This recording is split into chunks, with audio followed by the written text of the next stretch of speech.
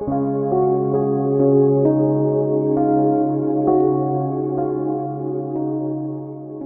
keluarga GBI Kuansia dikasih Tuhan, bagaimana kabar kalian semua?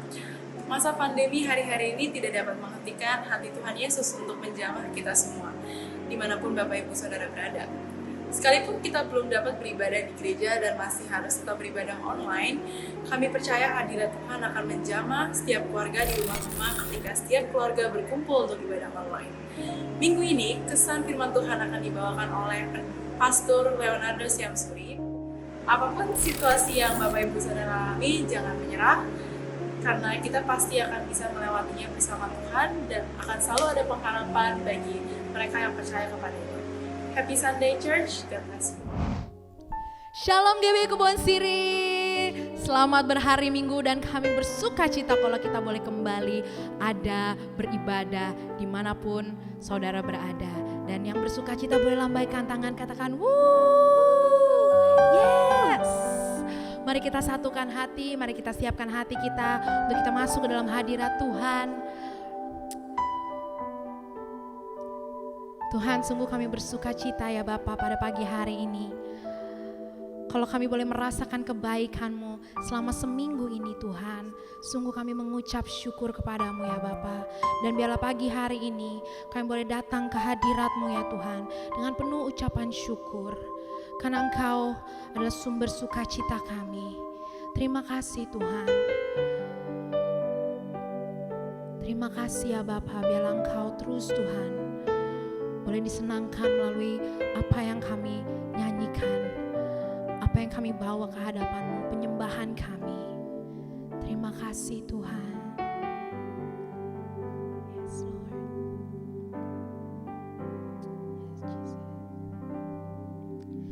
Yes, Jesus sukacitaku.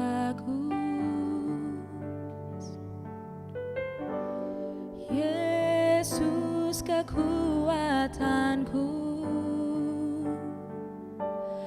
penolong dalam kesesakan. Kau sangat terbukti, hatiku bersuka memuji nama-Mu, jiwaku bermegah. Ku angkat tanganku, apapun yang terjadi dalam keadaanku, sukacitaku hanya di dalam-Mu. Yes Lord, sukacita kami ada di dalam-Mu Tuhan. Yesus sukacitaku, Yesus kekuatanku, penolong dalam kesesakan.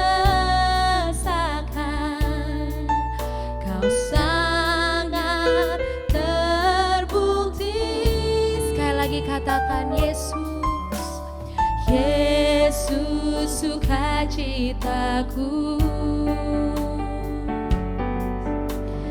Yesus kekuatanku,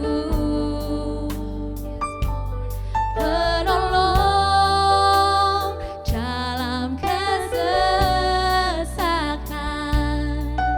Kau sangat terbukti, hatiku bersuka, hatiku bersuka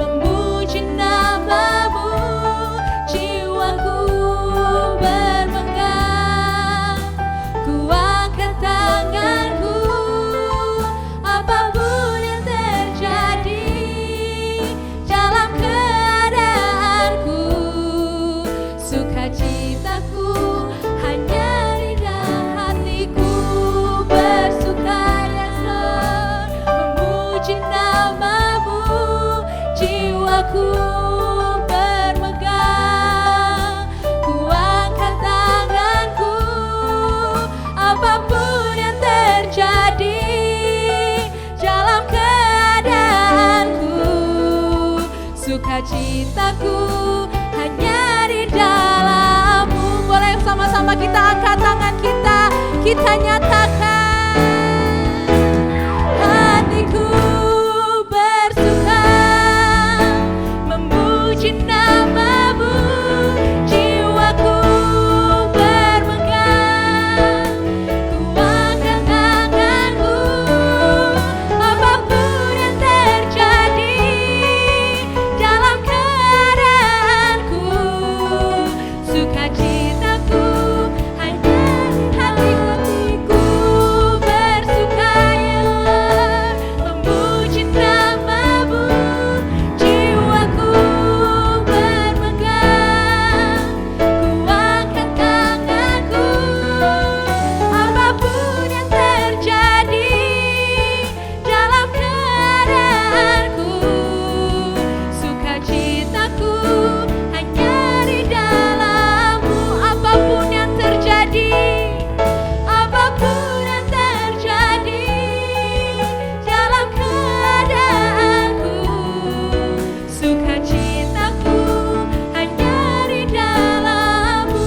Yes Lord, apapun yang terjadi dalam keadaanku, yes Jesus, sukacitaku hanya di dalam-Mu. Beri kemuliaan bagi Allah kita. Haleluya. Sungguh kami bersuka. Yes Jesus. Sungguh kami bersuka Tuhan akan kebaikan-Mu ya Bapa. Apapun yang terjadi dalam hidup kami, biarlah sukacita kami terus datang daripada Engkau. Biarlah hari ini Tuhan, kami boleh mengangkat tangan kami, menyembah Engkau Tuhan. Yes Jesus.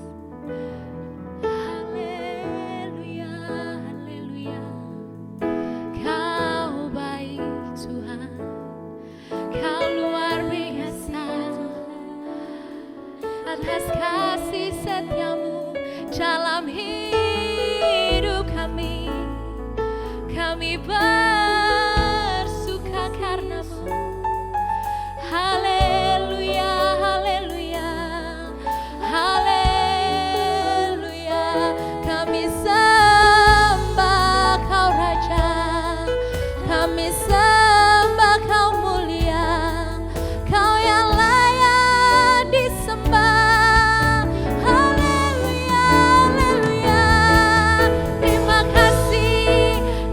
kasih Tuhan, kami bersyukur. Syaralaba shanda yaralaba yaralabo, yaralaba shanda yaralaba yaralabo, yaralaba shaka yaralaba yaralaba yaralabo. Haleluya, haleluya. Kami sembah Kau Raja, Kau mulia, sebab Kau Allah yang baik, teramat baik bagi kami. Kami bersuka. Syaralaba syaka yaralaba yaralaba yaralaba yaralaba yaralaba yaralaba yaralaba yaralabo. Mari kita bangun roh kita pagi hari ini. Syaralaba shanda yaralaba syaka yaralaba yaralaba yaralaba yaralaba yaralaba yaralaba syaka yaralabo. Syaralaba shanda yarala yaralaba se, yaralaba shanda yarala yaralabo. Haleluya, haleluya. Syaka yaralaba shanda yaralaba yaralaba yaralaba yaralaba yaralabo. Koralaba shanda yaralaba yaralaba shanda yaralaba yaralaba syik yaralaba yaralabo. Terima kasih Tuhan. Syaralaba shanda yaralabo, yaralaba shanda yaralabo. Sungguh kami bersuka Tuhan, kalau kami boleh mengingat akan kebaikan-Mu, kami mengucap syukur Tuhan.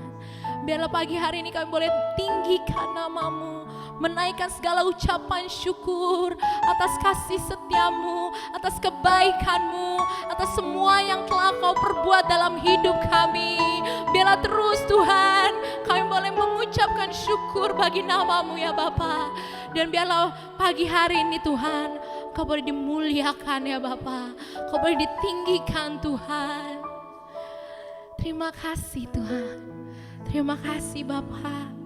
Kalau sebentar Tuhan, kami akan terus Tuhan bersorak-sorai Tuhan, meninggikan namamu, memuliakan namamu ya Bapa. Biarlah kau disenangkan oleh pujian penyembahan kami pada hari ini. Terima kasih Tuhan, yang siap sama-sama kita katakan amin, haleluya.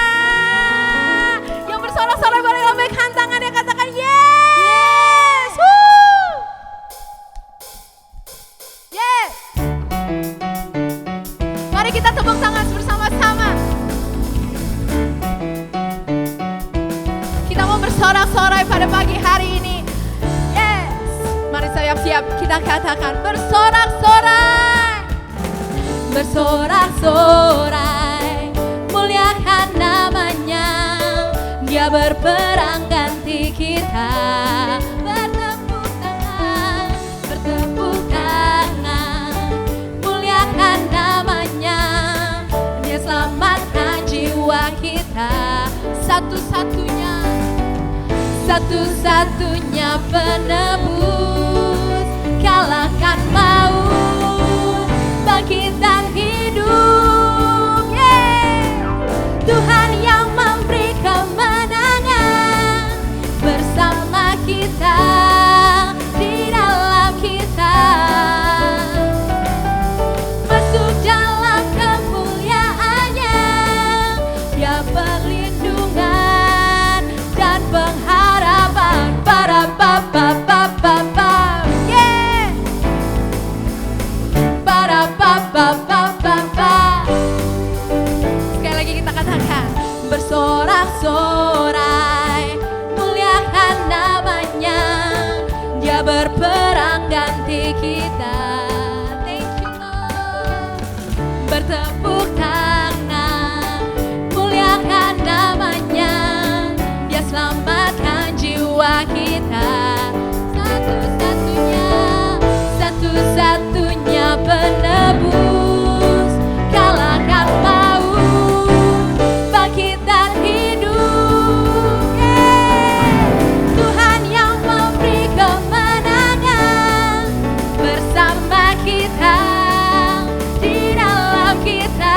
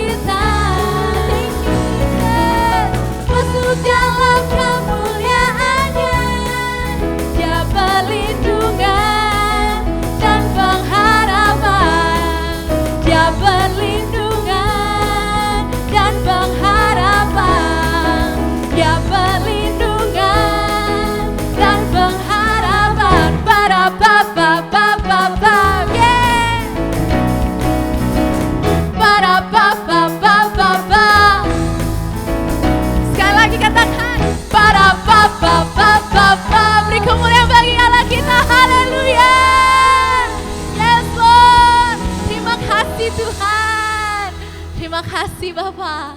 Terima kasih kalau Engkau boleh memberikan kami kemenangan.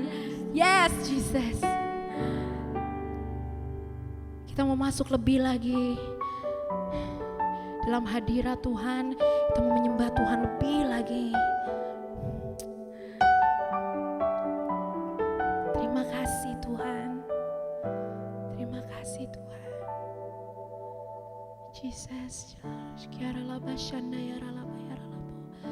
Koyara laba shanda yara laba shaka yara labo. Kami mau menyembah Engkau, Allah dalam hidup kami. Allah yang memberikan kami kemenangan. Allah yang memberikan kami kekuatan. Kami mau datang lebih lagi Tuhan, duduk di kaki-Mu ya Bapa, dan menyembah Engkau Tuhan.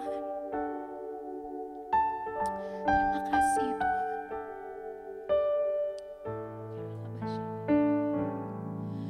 I worship you, Jesus. I worship you with all of my heart and all of my soul. I love you. I love to worship you. I worship you, Lord. I worship you, Jesus. I worship you with all of my heart and all of my soul. I love you. I love to worship you. Yes, Jesus. Ini kerinduan hati kami, Tuhan. My heart longs to worship you. My soul longs to see you, Jesus. You alone are the King of my life. You're the Most High, my God. My heart longs to serve you, Lord. My desire longs to please you, Jesus. You alone are my hope and my strength. You're the Most High, my God. I worship you. I worship you, Jesus. I worship you, yes, Lord, with all of my heart and all of my soul. I love you. I love to worship you. I worship you. I worship you, Jesus. I worship you, yes, Lord, with all of my heart and all of my soul. I love you. I love to worship you. Sekali lagi kita katakan, I worship you. I worship you, Jesus. I worship you, yes, with all of my heart and all of my soul. I love you. I love to worship you. Mari kita angkat tangan kita. Kita undang Roh Kudus hadir di tengah-tengah kita. Yes, Jesus. Let your spirit fill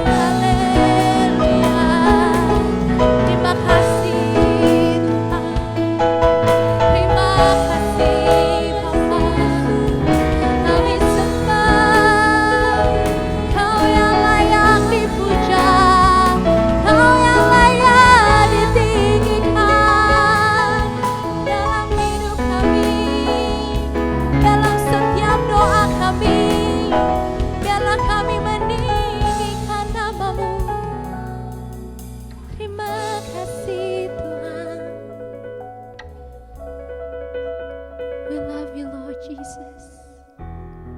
We love you, Lord. And we're so thankful for you, Lord. For all the goodness in our life. We simply want to thank you, Lord. Thank you, Jesus. Terima kasih Tuhan. Terima kasih kalau kami boleh merasakan hadirat-Mu ya Bapa. Terima kasih kalau kami boleh kembali lagi diingatkan akan kebaikan-Mu, atas kasih setia-Mu Tuhan. Biarlah seluruh hidup kami boleh menyembah Engkau, Allah yang mulia. Biarlah itu boleh menjadi kerinduan hati kami. Untuk sepanjang hidup kami boleh memuliakan nama-Mu Tuhan. Terima kasih Bapa. Terima kasih Roh Kudus. Terus bekerja dalam hidup kami. Dan kami membuka hati kami selebar-lebarnya Tuhan. Untuk menerima kebenaran firman-Mu ya Bapa. Berbicaralah Tuhan. Apa yang Kau ingin sampaikan kepada kami pada hari ini. Biarlah kami boleh menangkap setiap isi hati-Mu. Dan kami boleh taat akan perintah-Mu. Terima kasih Tuhan. Terima kasih Bapa, bekerja Tuhan. Roh Kudus Kau melawat Tuhan. Setiap pribadi lepas pribadi ya Tuhan. Lawatan-Mu sempurna Tuhan. Terima kasih Tuhan. Kau Allah yang baik, Kau Allah yang setia. Kami siap Tuhan untuk mendengarkan kebenaran firman-Mu. Haleluya. Amin. Tuhan Yesus memberkati. Shalom Bapak Ibu Saudara sekalian. Hari ini kita akan membahas tentang ibadah online dan ibadah offline. Pandemi COVID-19 yang terjadi di tahun 2020 telah membawa begitu banyak perubahan dalam kehidupan kita semua. Cara kita belajar berubah, cara kita bekerja sekarang juga harus berubah. Begitu juga dengan cara kita hidup, semuanya telah berubah. Termasuk bagaimana cara gereja menjalankan ibadahnya hari-hari ini. Gereja berpindah dari ibadah offline menjadi ibadah online untuk menyikapi situasi yang sedang berkembang. Pertanyaannya, apakah ibadah online itu sesuai dengan firman Tuhan atau tidak? Untuk itu, mari kita belajar tentang apa itu gereja. Dalam Matius 16 ayat yang ke-18, firman Tuhan berkata, "Dan aku berkata kepadamu, engkau adalah Petrus, dan di atas batu karang ini, aku akan mendirikan jemaatku, dan alam maut tidak akan menguasainya." Kata jemaat di sini diambil dari bahasa asli yaitu eklesia. Ek artinya keluar dan kalein artinya memanggil. Eklesia, Tuhan memanggil umatnya dari dalam dunia untuk masuk ke dalam kerajaan Allah. Dari pengertian ini kita bisa mendapati pemahaman bahwa gereja itu bukan bicara soal gedung, tempat, organisasi, dan lain sebagainya. Tapi gereja berbicara tentang orang-orang yang ada di dalamnya. Gereja adalah perkumpulan orang-orang kudus yang menerima keselamatan lewat pengorbanan Yesus di kayu salib, yang percaya bahwa Yesus adalah Tuhan, penuh dengan Roh Kudus dan hidupnya sesuai dengan firman Tuhan. Itulah gereja yang sesungguhnya. Dan kita adalah gereja. Ya, Anda adalah gereja. Kitalah semua gereja yang sesungguhnya. Sekarang bagaimana dengan ibadah online? Apakah ibadah online itu Tuhan berkenan atasnya? Apakah Tuhan menyertai ibadah online? Apakah ibadah online adalah sesuatu yang sah dan benar untuk kita lakukan? Jawabannya tentu saja iya. Tuhan pasti menyertai ibadah online. Tuhan hadir di dalam ibadah online. Dan ibadah online adalah ibadah yang sah dan boleh kita lakukan. Apa dasarnya? Ingat, gereja bukan bicara soal gedung, tempat, dan organisasi. Tapi gereja berbicara tentang orang-orang yang ada di dalamnya. Bagi sebagian orang, mereka merasa bahwa beribadah online rasanya berbeda dengan pada waktu ibadah offline. Tentu saja Bapak Ibu Saudara, berkumpul bersama dengan 100 orang rasanya pasti berbeda dengan berkumpul bersama 2 atau 3 orang seperti yang sedang kita lakukan sekarang. Tapi ingat, jangan pakai perasaan. Datang kepada Tuhan, pakai iman, jangan pakai perasaan. Yohanes 4 ayat 23-24 firman Tuhan berkata seperti ini. Tetapi saatnya akan datang dan sudah tiba sekarang, bahwa penyembah-penyembah benar akan menyembah Bapa dalam roh dan kebenaran, sebab Bapa menghendaki penyembah-penyembah demikian. Allah itu roh, dan barang siapa menyembah Dia harus menyembahnya dalam roh dan kebenaran. Dikatakan bahwa kita itu menyembah Tuhan yang adalah roh. Roh itu tidak bisa dibatasi oleh ruang dan waktu. Artinya, ibadah kita juga seharusnya tidak dibatasi oleh ruang dan waktu. Kenapa? Karena Tuhan bisa datang kapanpun, dimanapun, dan dengan cara apapun. Tuhan adalah pribadi yang tidak bisa dibatasi oleh ruang, waktu, dan tempat. Begitu juga seharusnya dengan ibadah-ibadah kita. Apakah masih ingat peristiwa pencurahan Roh Kudus di zaman para rasul? Mereka tidak punya gedung yang bagus, mereka tidak berkumpul di tempat yang mewah, mereka tidak punya peralatan sound system seperti yang kita miliki sekarang. Tetapi lihat apa yang terjadi pada waktu mereka berkumpul bersama-sama sebagai sebuah gereja, unity di sana. Tuhan mencurahkan rohnya atas mereka semua. Yang paling penting adalah esensinya, bukan caranya. Ibadah secara online adalah cara untuk kita melakukan sesuatu dalam menyikapi situasi yang ada hari-hari ini. Tetapi yang tidak boleh berubah adalah esensi daripada ibadah itu sendiri. Apa esensi dari sebuah ibadah? Tuhanlah yang menjadi pusat dari semua yang kita lakukan pada waktu ibadah itu berlangsung. Cara bisa berubah, cara hari ini bisa berbeda dengan cara tahun yang akan datang. Tetapi esensi dalam sebuah ibadah tidak pernah boleh berubah. Selain daripada itu, apakah kita sadar bahwa lewat ibadah online, firman Tuhan itu tersebar lebih jauh dan lebih luas daripada yang pernah kita bayangkan sebelumnya. Dengan kata lain, ibadah secara online ini mempercepat penyebaran Injil, seperti yang diperintahkan dalam amanat agung. Sekarang kita akan membahas bagian terakhir. Apakah setelah pandemi ini berakhir, kita tidak perlu lagi datang ke gereja atau mengikuti ibadah offline seperti sebelumnya? Tentu saja tidak, Bapak Ibu Saudara sekalian. Ada 3 alasan kenapa kita tetap harus datang ke gereja berkumpul bersama-sama seperti yang kita lakukan di masa sebelumnya. Alasan yang pertama, 1 adalah atmosfer atau suasana ibadah. Yang kedua tentang impartasi dan pengurapan kuasa Roh Kudus yang biasa dilakukan lewat penumpangan tangan. Ini sulit untuk dilakukan pada waktu ibadah secara online. Yang ketiga yang tidak kalah penting adalah tentang persekutuan bersama-sama. Ingat, gereja adalah perkumpulan orang-orang percaya. Disebut kumpulan karena memang jumlahnya lebih dari 1. Dan di dalam perkumpulan ini ada rasa saling di dalamnya. Saling sayang, saling mengasihi, saling menegur, saling membangun, saling menyapa, saling mendoakan, saling menguatkan. Nah, hal-hal seperti ini tentu sulit untuk dilakukan di dalam ibadah secara online. Pada dasarnya kita adalah makhluk sosial. Tuhan menciptakan kita tidak untuk sendirian. Kita perlu untuk bertemu, berinteraksi satu sama lain kepada saudara-saudara seiman kita. Apakah Bapak Ibu Saudara tidak kangen untuk kembali beribadah bersama-sama dengan teman-teman kita sebelumnya? Kembali saling sapa, saling tegur, bertemu dengan gembala kita sendiri. Ayo jangan tinggalkan ibadahmu hari-hari ini. Tuhan Yesus tetap dekat dengan kita. Tuhan menyertai kita semua. Shalom.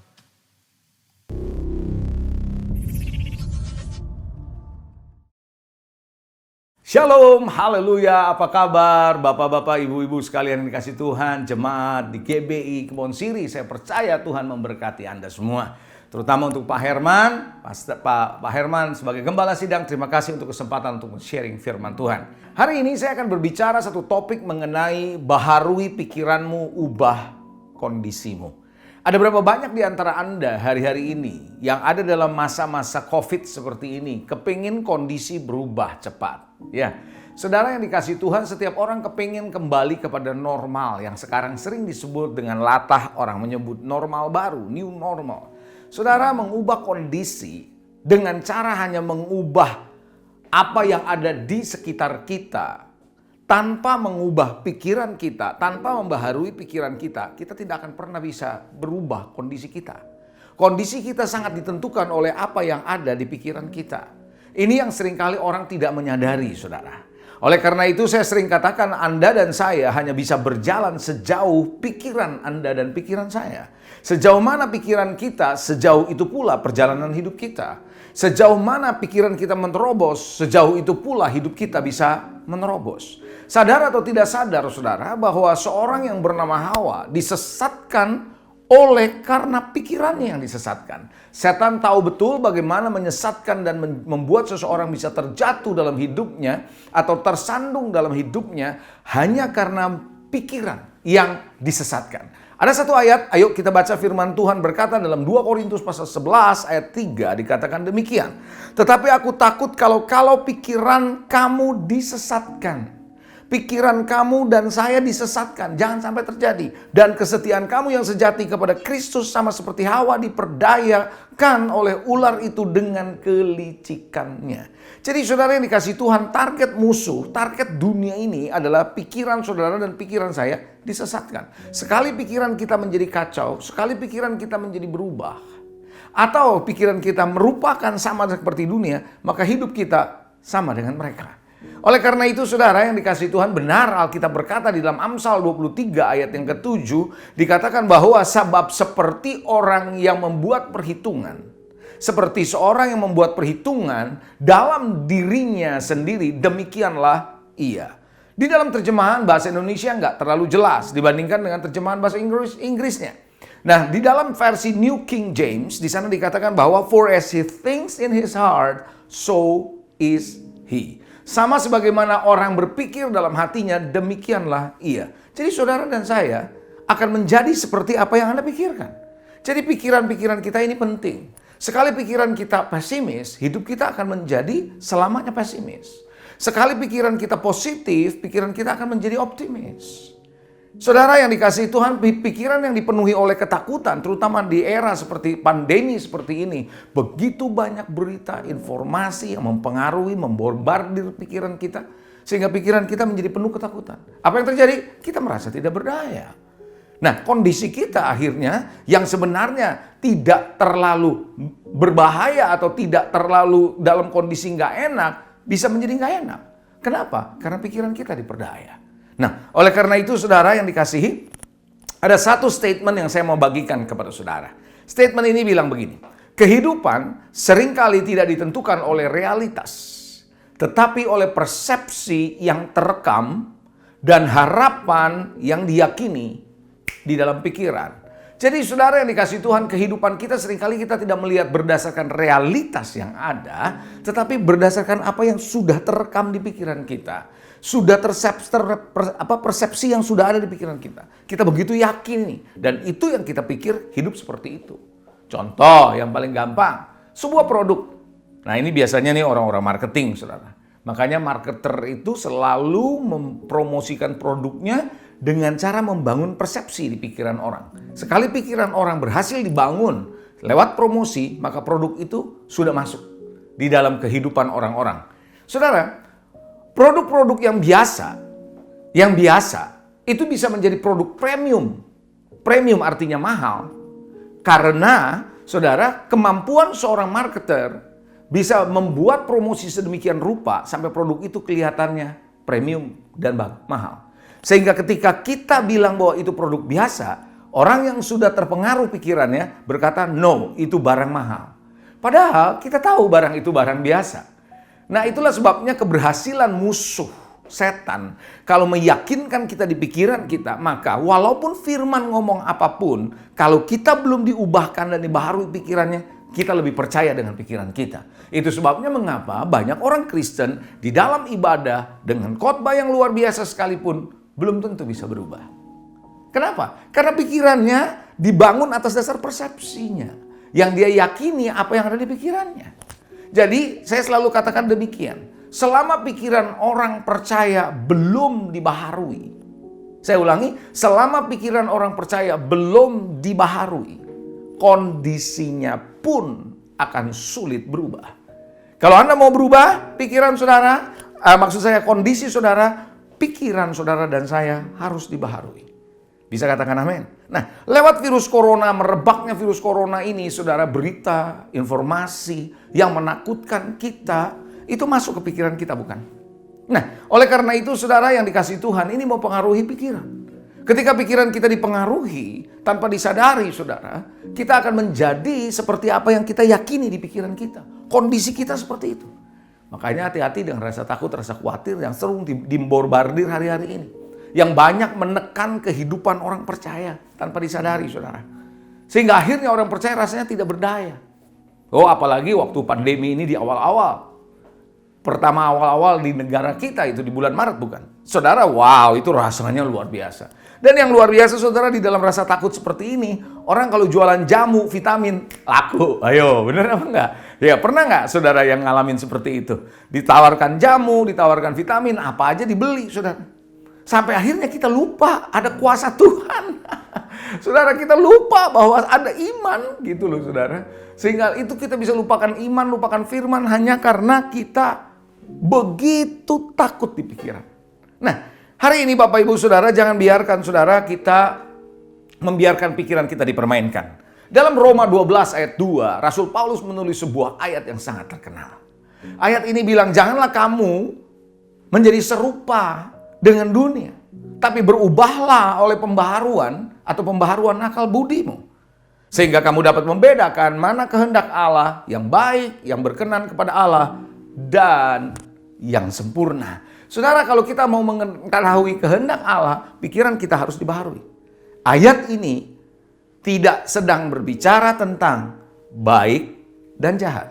No, ayat ini tidak bicara soal baik dan jahat. Tapi ayat ini sedang menunjukkan betapa pentingnya kita mengetahui kehendak Allah yang baik, yang berkenan, dan yang sempurna.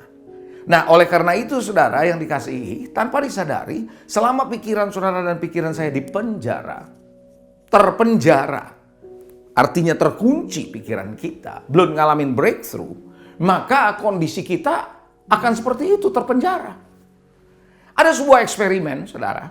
Eksperimen ini seekor gajah dari kecil. Kakinya diikat dengan sebuah rantai yang panjangnya 1 meter. Maka setiap kali gajah itu mau berjalan, lewat dari 1 meter, rantai itu menahan. Dan karena dia belum punya kekuatan, maka dia balik. Dia kembali lagi. Begitu terus, setiap kali mau lewat dari 1 meter, balik lagi. Dari kecil makin besar, makin besar, makin besar, makin besar, makin besar, sampai dia betul-betul full grown menjadi gajah yang besar.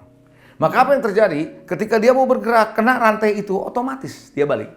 Padahal kekuatannya dia sebagai gajah yang sudah tumbuh besar, hanya dengan 1 kaki dia hentakan, lepas pasti. Tapi kenapa dia terikat? Kondisinya seperti itu karena ada di pikiran.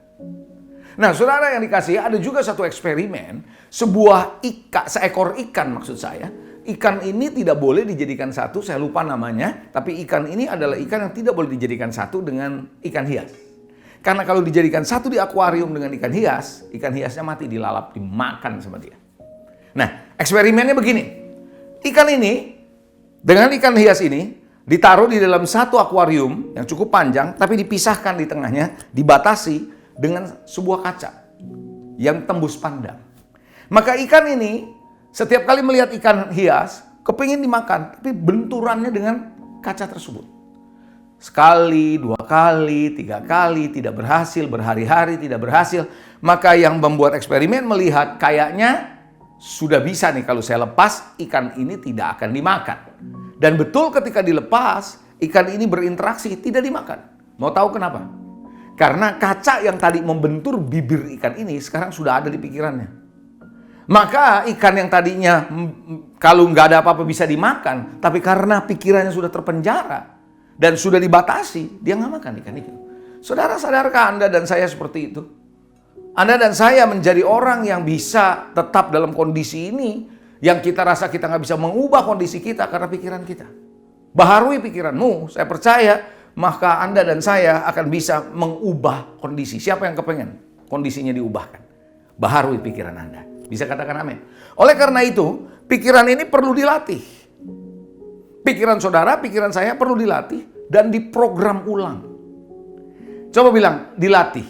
Iya, coba katakan diprogram ulang. Yes. Pikiran saudara, pikiran saya harus dilatih, diprogram ulang, diberikan instruksi, tentu instruksi yang sesuai dengan firman, dan ditaklukkan kepada firman Tuhan. Jadi Bapak Ibu Saudara yang dikasihi Tuhan, itulah sebabnya kenapa kita seringkali tanpa disadari kondisi pikiran kita terpenjara karena kita tidak melatih dan tidak membiarkan pikiran kita dibombardir oleh firman Tuhan, dibaharui oleh firman Tuhan, disingkapkan oleh Roh Kudus untuk memberitahu pikiran kita yang salah. Sadarkah saudara ada seorang janda di Sarfat, ketika didatangi oleh Elia, dia minta air, dia minta roti, dia bilang nggak ada roti. Saya mau makan roti, saya mau mati. Habis gitu, pikirannya terkunci.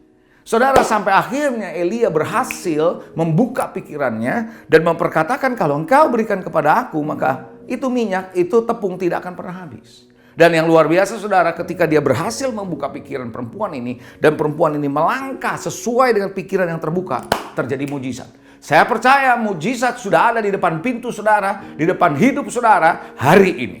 Yang setuju boleh katakan amin. Nah, mujizat yang Tuhan sudah janjikan dalam hidup saudara, hanya tinggal seberapa jauh Anda berani membuka pikiranmu dengan firman Tuhan yang Anda dengar hari ini, melangkah dengan iman. Engkau akan tahu bahwa Tuhan sedang bikin mujizat. Haleluya. Mujizat tidak terlalu jauh saudara. Oleh karena itu saudara yang dikasihi Tuhan, ketika roh saudara dan roh saya dibaharui, tapi pikiran belum dibaharui, ya nggak ada gunanya juga. Ada banyak orang Kristen hari-hari ini ketika mengalami Tuhan, apa yang mengalami Tuhan, kita baru saja saudara yang dikasihi Tuhan di dalam masa-masa Pentakosta, saudara, beberapa waktu yang lalu saudara. Bahwa kalau Anda masih ingat tentunya adalah beberapa waktu yang lalu. Saudara, bagaimana saudara di masa itu ketika engkau tahu bagaimana Roh Kudus memenuhi pikiran roh kita. Petrus mengalami hal yang sama di Kisah Rasul pasal 10. Bagaimana ketika rohnya diliputi oleh kuasa ilahi, dan ketika itu dia melihat ada kain turun dari langit dan ada binatang-binatang yang najis, yang haram. Tuhan bilang sembelih makan, dia nggak mau makan. Mau tahu kenapa? Walaupun spiritnya, rohnya diliputi oleh kuasa ilahi, tapi pikirannya belum dibaharui. Pikirannya masih memegang konsep yang lama yang diajarkan oleh Musa, bahwa binatang itu nggak boleh dimakan. Tapi Tuhan sedang membawa Petrus untuk mengerti bahwa keselamatan bukan hanya milik orang Yahudi. Maka itu saudara, ketika dia ketemu dengan Cornelius, dia baru mengerti, aha, sekarang saya baru tahu kenapa Tuhan memberi dia penglihatan seperti itu.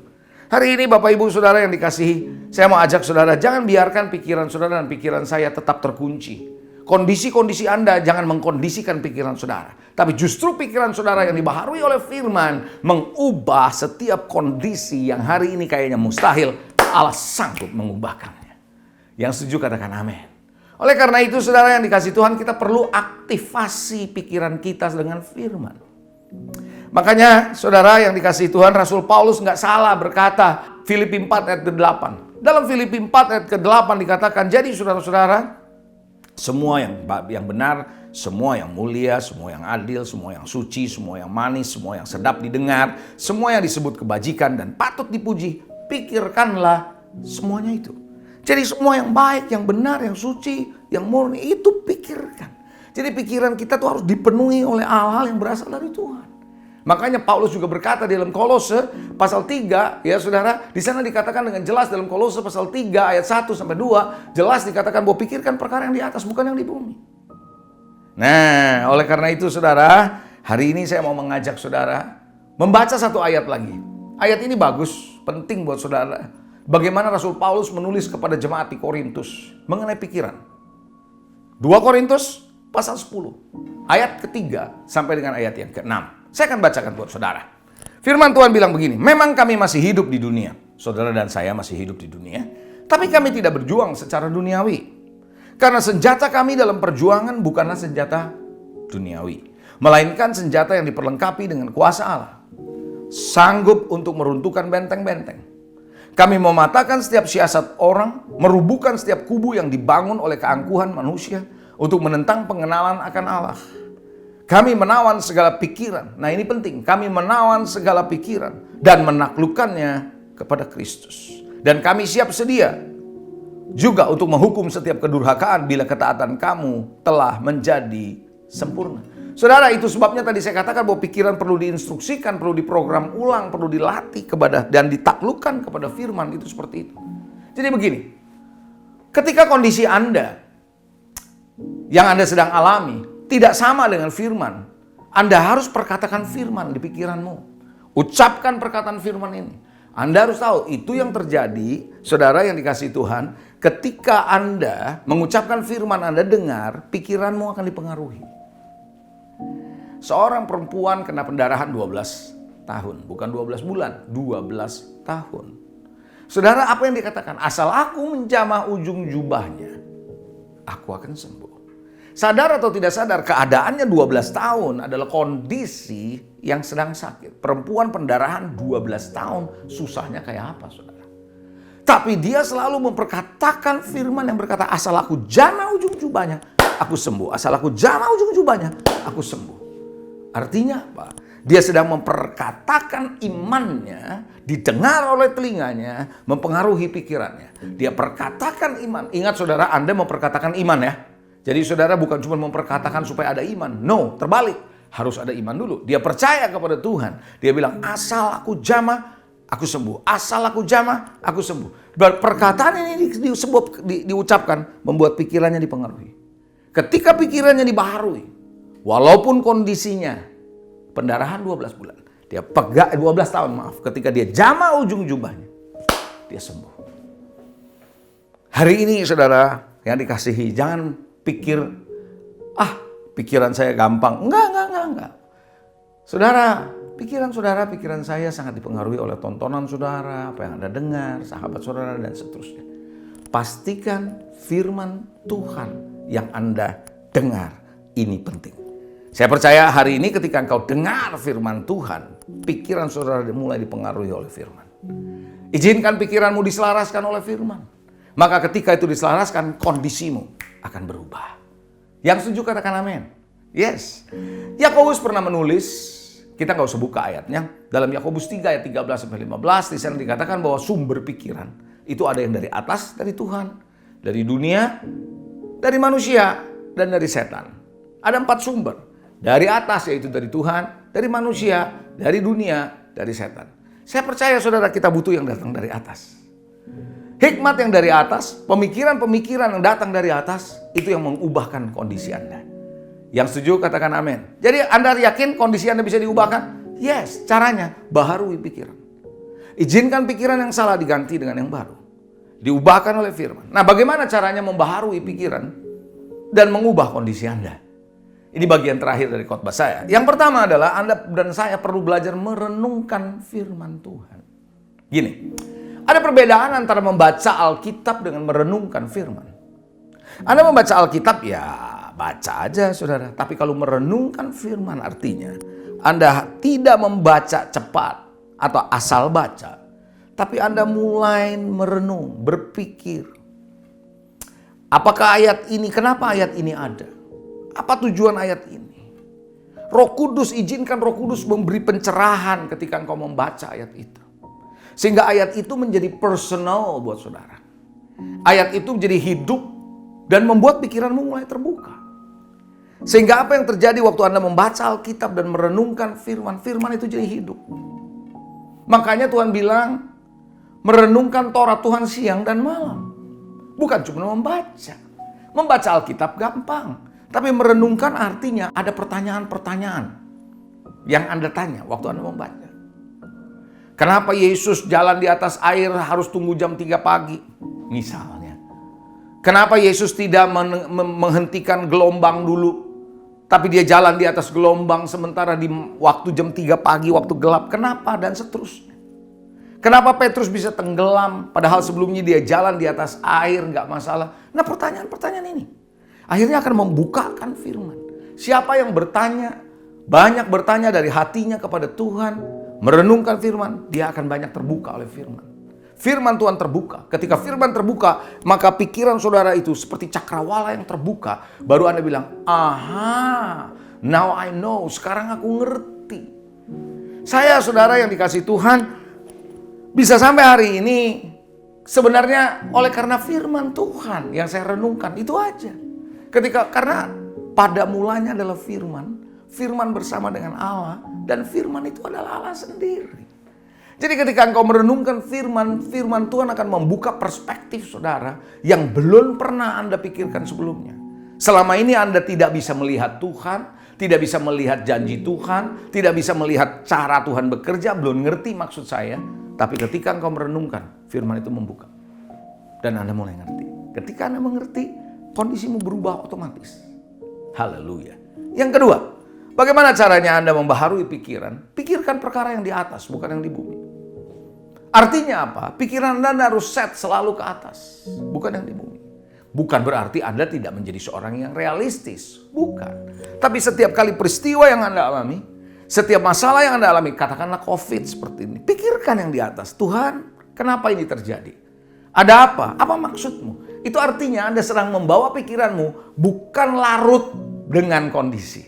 Bukan terbawa arus kondisi. Tapi Anda berhenti sejenak, pikirkan yang di atas. Tuhan maunya apa? Tuhan mau bicara apa sama saya? Nah, di situ saudara. Karena ketika engkau mendapatkan pesan Tuhan personal buat saudara, Anda akan mampu melewati kondisi-kondisi berat sekalipun. Karena setiap kaki yang Anda jejakkan, setiap kondisi yang Anda lewati akan diubahkan oleh Tuhan. Makanya saudara yang dikasih Tuhan, perkara yang di atas itu penting saudara. Pikiran-pikiran ilahi, pikiran-pikiran yang kekal, yang bukan sementara.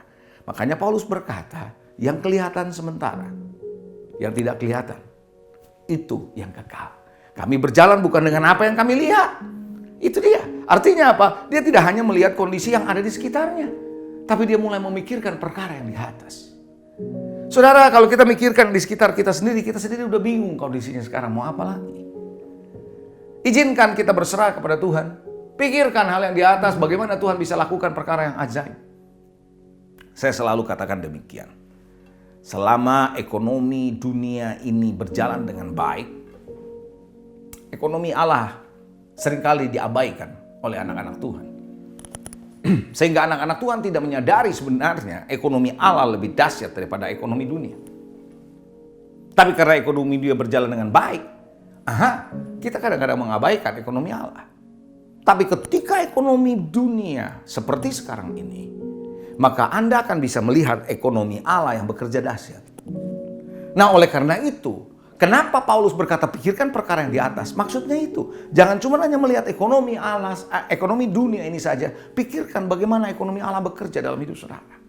Bagaimana prinsip-prinsipnya dan seterusnya. Ada prinsipnya tentunya. Saya tidak akan membahas itu, tapi paling tidak saya membawa saudara. Inilah waktunya Allah akan mengajarkan Anda kreativitas baru, in a new normal, in a new future. Bagaimana Tuhan memberikan inspirasi yang baru, pengertian yang baru ketika engkau melihat hal-hal yang di atas dari Tuhan. Tuhan akan memberikan sesuatu yang gak pernah Anda bayangkan. Apa yang tidak pernah dilihat oleh mata, tidak pernah didengar oleh telinga, tidak pernah muncul dalam hati, itu diberikan oleh Tuhan kepada kita. Yang setuju katakan amin. Haleluya. Yang ketiga, kendalikan pikiran saudara. Ya, artinya kendalikan pikiran saudara, artinya apa? Kendalikan dan taklukkan pikiran saudara. Kendalikan dan taklukkan pikiran saudara.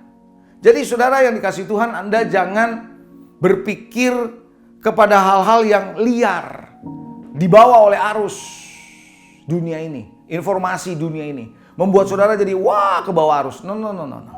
Anda harus kendalikan, Anda harus taklukkan pikiran saudara. Kemana? Kepada firman. Kadang-kadang saudara tanpa disadari berita-berita yang kita dengar, situasi yang kita lihat, yang kita alami, yang kita jalani, tanpa kita sadari saudara, membuat kita jadi terbawa arus. Pikiran kita kok jadi sama dengan orang-orang yang lagi dalam keadaan ketakutan. Itu kita harus hentikan, kita harus stop. No. Saya harus kendalikan. Pikiran saya tidak boleh sama seperti mereka. Tidak boleh menganalisa, mengandai-andai, tidak seperti mereka. Tapi pikiran saya fix kepada Tuhan. Taklukkan itu kepada firman. Saya percaya ketika engkau taklukkan kepada firman, apa kata firman Anda ikuti, pikiran saudara, engkau akan lihat kondisimu akan berubah. Bisa katakan amin? Pikiran ini yang mengendalikan saudara loh. Anda mau berpikir liar atau enggak, ya Anda. Anda bilang, wah saya lagi memikirkan ini, memikirkan itu. Kita kok yang membiarkan pikiran kita dipermainkan. Jadi jangan biarkan pikiran kita dikendalikan. Tapi kita yang mengendalikan pikiran kita. Yang setuju katakan amin. Yang terakhir, saudara, kita harus selalu berpikir yang benar. Yang salah jangan dipikirin. Pikirin yang benar. Yang benar menurut apa? Ya menurut firman atau. Latih mata saudara, latih telinga saudara yang akan masuk ke dalam hidup saudara, yang akan mempengaruhi pikiran saudara. Anda harus belajar pikirkan yang benar. Pikiran-pikiran saudara harus benar. Saudara, Sadar atau tidak sadar, sebuah pemikiran yang salah ketika masuk di pikiran saudara, orang yang mempengaruhi saudara mungkin sudah meninggalkan saudara. Tapi pikiran itu masih melekat di pikiran saudara. Setan ketika menggoda Hawa, mungkin waktu Hawa melakukan perbuatan dosa dengan mengambil buah pohon pengetahuan yang baik dan jahat, kemungkinan ular sudah tidak ada di sana. Tapi pikiran yang dimasukkan ke dalam pikiran Hawa sudah ada di sana. Oleh karenanya, saudara, kita harus memikirkan semua yang baik, semua yang benar. Jadi caranya gimana? Renungkan firman, kembali lagi tadi yang saya katakan. Pikiran-pikiran saudara yang dikasih Tuhan sengaja harus dibangun secara sistematis. Jangan dibangun asal, tapi dibangun secara sistematis. Bangun gaya hidup saudara dengan gaya hidup ilahi. Saya sangat percaya ketika pikiran saudara dan saya dibaharui tentu berdasarkan firman, engkau akan lihat kondisimu berubah. Mau berubah? Haleluya. Saya berharap Anda semua bisa mengalami perubahan. Jangan pernah anggap enteng pikiran saudara. Sekarang waktunya saudara dan saya fokuskan pikiran Anda kepada firman. Berita boleh Anda dengar, tapi Anda jangan terbawa. Anda harus katakan stop. No, harus saya stop. Makanya saudara, waktu COVID pertama kali muncul berita di bulan Maret, April, wah itu memborbardir. Sampai satu titik saya bilang, enough is enough. Stop. Saya nggak pernah forward lagi. Saya nggak pernah baca lagi. Kalau yang saya perlu tahu baru saya cari. Kalau nggak, saya nggak akan cari. Tapi yang saya pernah tahu, yang mau saya tahu adalah pikiran saya harus saya kendalikan. Dan sejak itu saudara, berubah total. Istri saya juga ngalami hal yang sama. Ketika dia mulai stop itu, tadinya, nggak berani ke supermarket, nggak berani, mesti pakai ini, pakai sarung tangan lah, takut. Bukan berarti kita jadi menantang virus, bukan itu yang saya maksud. Tapi kita tidak lagi dikendalikan oleh rasa takut, fobia yang berlebihan. Karena pikiran kita sekarang mulai diluruskan. Tentu kita harus tetap menjaga protokol kesehatan yang ada tentunya. Ya, kita tidak masuk ke dalam kumpulan-kumpulan rame-rame, tentu saja tidak. Bukan itu yang saya maksud, tapi paling tidak kita sekarang sudah berubah. Hari ini saya percaya Anda mau diubahkan.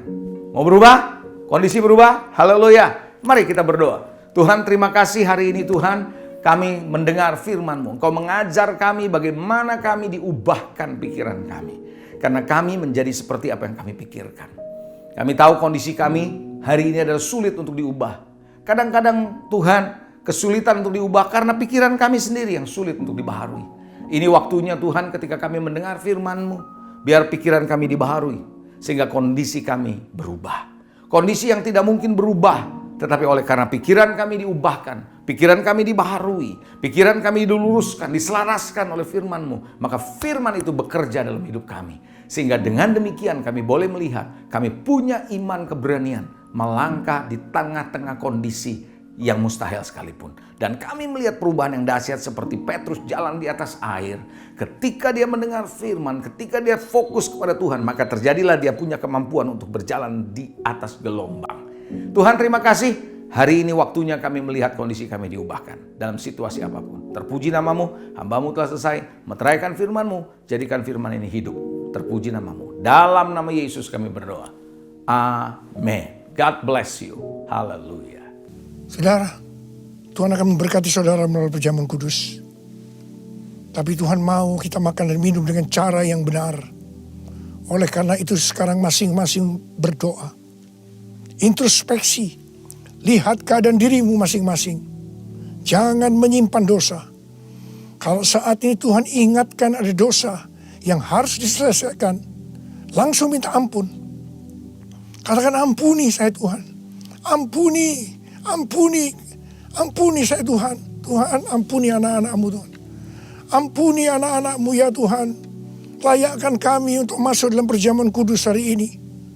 Betapa baiknya Engkau ya Tuhan di tengah-tengah pandemi ini. Engkau terus menyertai kami anak-anak-Mu. Terima kasih Bapa. Kami akan masuk dalam perjamuan kudus dengan hati yang penuh ucapan syukur. Dalam nama Yesus. Amin. Sekarang mari angkat roti di tangan kanan saudara tinggi-tinggi.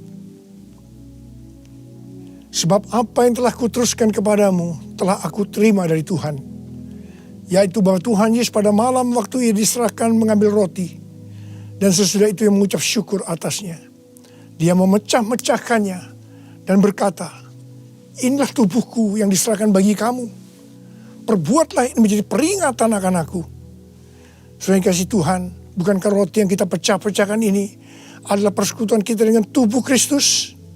Mari kita makan dalam nama Yesus.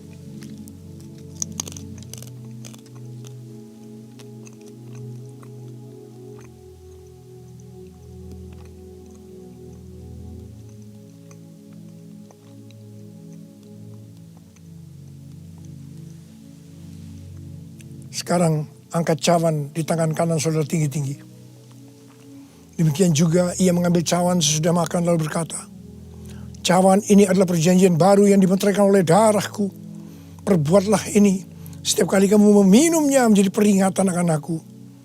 Sudah dikasih Tuhan, bukankah cawan pengucapan syukur yang atasnya kita ucapkan syukur adalah persekutuan kita dengan darah Yesus? Mari kita minum dalam nama Yesus.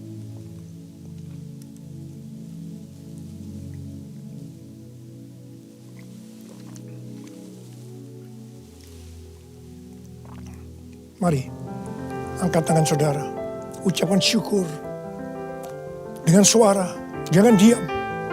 Tuhan, kami terima kasih ya Tuhan. Kami bersyukur ya Tuhan, terima kasih. Terima kasih ya Tuhan. Kami bersyukur buat kebaikan Tuhan. Kami bersyukur buat kebaikan Tuhan. Oh, terima kasih. Terima kasih Yesusku, terima kasih Yesusku. Puji syukur hanya bagi Tuhanku. Terima kasih Yesusku, terima kasih Yesusku. Puji syukur hanya bagi Tuhanku. Puji syukur hanya bagi Tuhanku. Puji syukur hanya bagi Tuhanku.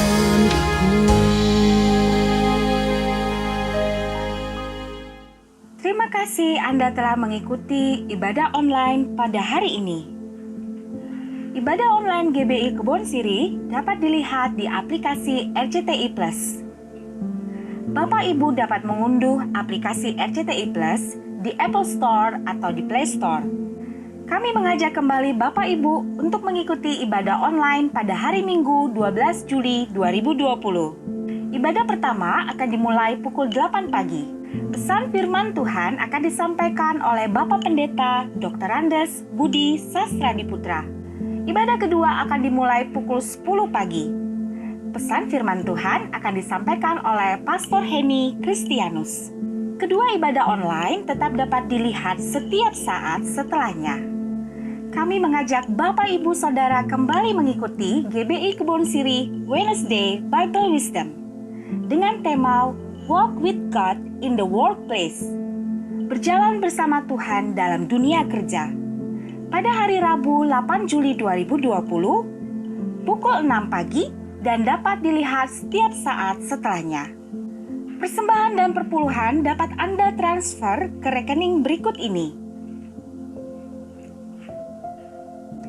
GBI Kebon Siri telah menyalurkan bantuan kepada jemaat, pengerja, dan masyarakat sekitar GBI Kebon Siri yang terdampak COVID-19. Bantuan yang diberikan berupa sembako, hand sanitizer, makan siang untuk para ojek online, pemulung, anak jalanan, dan petugas kebersihan. Bagi Bapak Ibu yang rindu memberikan bantuan yang terdampak COVID-19, dapat menyalurkan ke rekening berikut ini. Demikianlah GBI Kebon Siri New Flash minggu ini. Tuhan Yesus memberkati. Mari kita bersatu dalam doa. Tuhan, kami mengucap syukur untuk hari ini. Kami sudah mendengarkan kebenaran hati-Mu melalui Pastor Leonardo Samsuri. Kami berdoa untuk hamba-Mu ini Tuhan. Kau berkati keluarganya, Kau berkati pelayanannya. Semakin hari semakin terheran-heran, semakin cinta dengan Engkau Tuhan. Terima kasih Tuhan, terima kasih. Kami juga berdoa untuk pembala sidang kami, Bapak Pendeta Dr. Insinyur Niko Nyoto Harjo, beserta keempat wakil yang ada.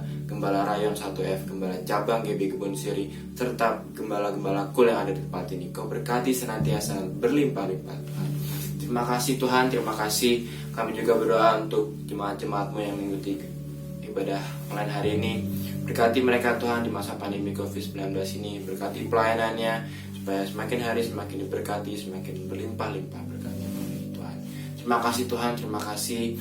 Kami juga berdoa untuk generasi yang muda-Mu Tuhan yang ada di tempat ini. Kau berkati Tuhan, jauhkan mereka dari pergaulan buruk, jauhkan mereka dari intimidasi iblis, jauhkan mereka dari roh-roh yang mengikat duniawi Tuhan, supaya mereka hidup kudus di dalam Tuhan. Berikan mereka kepintaran, kecerdasan 10 kali lipat dibanding teman-temannya Tuhan, supaya generasi muda-Mu mengikuti jalannya Tuhan. Terima kasih Tuhan untuk hari ini. Kami juga berdoa untuk Indonesia Tuhan, berkati di masa pandemi COVID-19 ini. Kau berkati di perekonomiannya juga Tuhan, supaya Indonesia pulih, supaya Indonesia bangkit di dalam nama Yesus. Kau juga berkati pemerintahan yang ada, dari presiden sampai yang terendah. Kau berkati pihak keamanan juga Tuhan, supaya Indonesia aman dan mendengar-Mu Tuhan, supaya pemerintahannya selalu berjalan dengan tuntunannya Tuhan, dengan caranya Tuhan. Tuhan, sekali lagi kami juga menyiapkan hati kami untuk menerima berkat melalui hamba-Mu. Mari kita angkat kedua tangan kita dan siapkan hati kita untuk menerima berkat Allah. Jemaat GBI Kebon Siri yang sangat diberkati oleh Tuhan Yesus, terimalah berkat sukacita, damai sejahtera, kasih karunia yang berlimpah-limpah dari Allah Bapa di dalam Anaknya yang tunggal Tuhan Yesus Kristus, persekutuan yang manis dan yang sempurna bersama dengan Roh Kudus menyertai saudara-saudara mulai saat ini hingga Tuhan Yesus datang kedua kali menjemput saudara-saudara di awan-awan dan sampai selama-lamanya. Mari yang sudah diberkati sama-sama katakan amin. Sampai berjumpa kembali di ibadah yang berikutnya.